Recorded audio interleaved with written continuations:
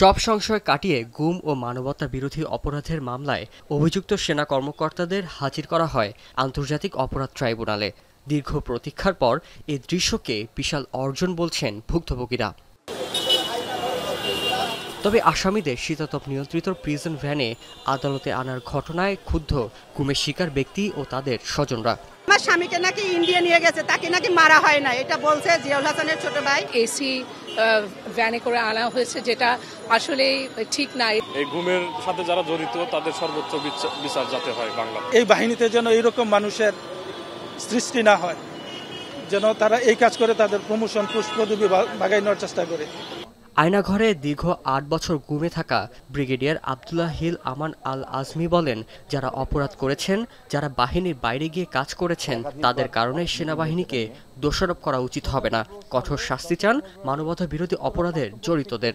এই যে 25 জন অপরাধীর বিরুদ্ধে ওয়ারেন্ট ইস্যু হয়েছে, এরা একজনও কিন্তু সেনাবাহিনীর অভ্যন্তরে থেকে কোনো অপরাধ করার কারণে ওয়ারেন্ট বের হয়নি।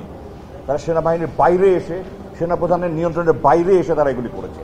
999 জন ভালো আর একজন খারাপ, তার জন্য পুরো বাহিনীকে বদনাম রটানো, কুচ্ছাটানো কিন্তু কোনো দেশপ্রেমিকের কাজ নয়।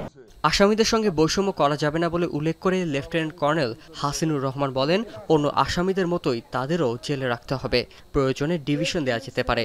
একই সময় ব্যারিস্টার আরমান বলেন, যেসব ব্যক্তি ওয়ারেন্টভুক্ত আসামিদের দেশ ছাড়তে সহায়তা করেছেন, তাদেরও আইনের আওতায় আনা উচিত। স্বরাষ্ট্র উপদেষ্টা সাবজেল সৃষ্টি করছেন, আমি এর বিপক্ষে।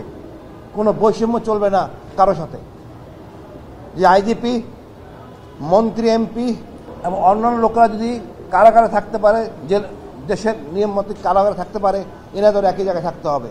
ওয়ারেন্ট থাকা অবস্থায়, পাসপোর্ট বাতিল অবস্থায় ক্যান্টনমেন্টের ভেতর থেকে কেমন করে তারা দেশ ত্যাগ করলো, এই ব্যাপারে একটি উচ্চপদস্থ কমিশন গঠন করার আহ্বান জানাচ্ছি। এবং যারা সে সময় কর্মরত ছিল, তাদের হাত থেকে আমাদের সার্বভৌমত্ব এবং নিরাপত্তা দিয়ে আমরা নিশ্চিত থাকতে পারি কিনা একজন ভিকটিম হিসেবে। এদিকে অভিযুক্ত সেনা সদস্যদের আদালতে হাজির করায় সেনা প্রশাসনকে সাধুবাদ জানান আইন উপদেষ্টা আসিফ নজরুল। তবে তাদের কোথায় রাখতে হবে তা স্বরাষ্ট্র মন্ত্রণালয়ের ইখতিয়ার বলে জানান তিনি।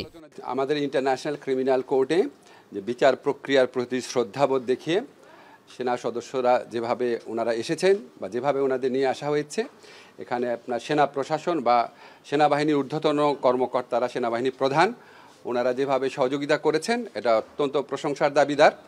এবং তারা আইনের শাসনের প্রতি যেই শ্রদ্ধাবোধ দেখিয়েছেন, এটা আমরা খুব পজিটিভলি দেখছি। আর সাব জেলে কেন রাখা হয়েছে বা ওনারা কোথায় রাখা হবে, এটা সম্পূর্ণভাবে স্বরাষ্ট্র মন্ত্রণালয়ের দায়িত্বভুক্ত বিষয়। বিচারের এই পর্যায়ে ভুক্তভোগীদের আশা, দীর্ঘদিনের গুমের ঘটনায় দ্রুতই ন্যায় বিচার হোক। শারিয়া সামান পুলক, এখন ঢাকা। 4 গুণ শক্তিশালী এনজাইম ও অধিক ফেনা সমৃদ্ধ অরিক সিলভার ওয়াশ মাত্র 70 টাকায়।